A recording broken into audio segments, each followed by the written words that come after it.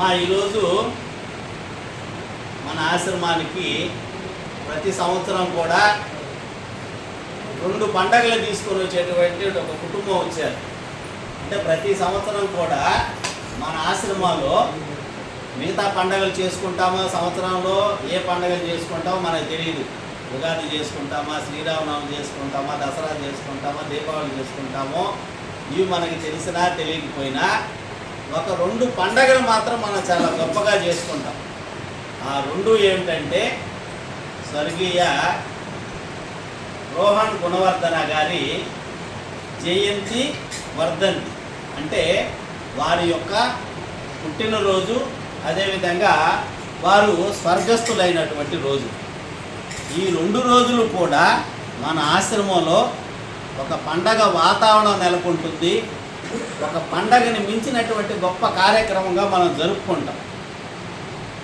ఇది ముఖ్యంగా ఏంటంటే మనం అలా పండగలాగా జరుపుకోవడానికి కారణము ఎవర్టన్ కంపెనీలో ఉండేటువంటి ఎంప్లాయీస్ అందరూ కూడా ఇక్కడికి వచ్చి మీకందరికి కూడా చక్కని భోజనాలు ఏర్పాటు చేసి, దాంతోపాటు మన ఆశ్రమానికి ఆర్థికంగా వాళ్ళ సహాయ సహకారాలు అందించడమే కాకుండా మీకు మేమున్నామని మీకు అందరికీ భరోసా ఇచ్చేదానికి ఇంతమంది మన ఆశ్రమానికి వస్తారు.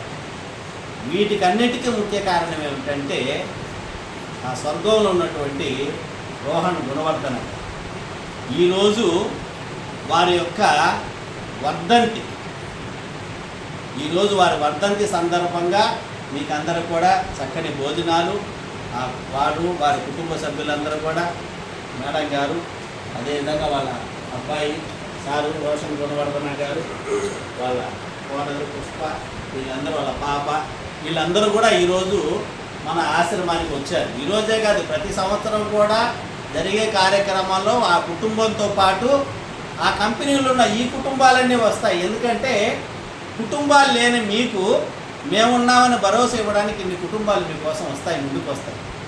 కాబట్టి మనం ఏంటంటే ప్రతి పండగ జరుపుకుంటామో లేదో రోహన్ గుణవర్ధన గారి పేరు మీద మాత్రం ఖచ్చితంగా 2 పండగలు మనం జరుపుకొని స్వర్గస్థులైనటువంటి వారికి మనం మనస్ఫూర్తిగా నివాళులు అర్పించుకుంటూ మనం అందరం కూడా రోహన్ గుణవర్ధన గారి పవిత్ర ఆత్మకి శాంతి చేకూర్చమని, వారికి సద్గతిని ప్రసాదించమని భగవంతుని మనస్ఫూర్తిగా మనం ప్రార్థించుకుంటూ ప్రతి సంవత్సరం కూడా ఇటువంటి సేవా కార్యక్రమాలకు ముందుకు వచ్చేటటువంటి వారి కుటుంబానికి, అదేవిధంగా ఇక్కడికి ఈ కార్యక్రమంలో పాల్గొనడానికి, సేవలకు పాల్గొనడానికి వచ్చేటటువంటి కంపెనీలో ఉన్న ఈ కుటుంబాలకు అందరూ కూడా భగవంతుడు నిండు 100 ఏళ్ళు ఆయురారోగ్యాలు, చక్కని జీవితం ప్రసాదిస్తాడని మనస్ఫూర్తిగా కోరుకుంటూ వారికి అందరూ కూడా మనం ధన్యవాదాలు తెలుపుకుందామమ్మా. రోహన్ గుణవర్ధన గారికి ఒకసారి శ్రద్ధాంజలి మనం జరిపించుకుంటాము. అదేవిధంగా ఈ కుటుంబానికి మనం కృతజ్ఞత తెలుపుకుందాం.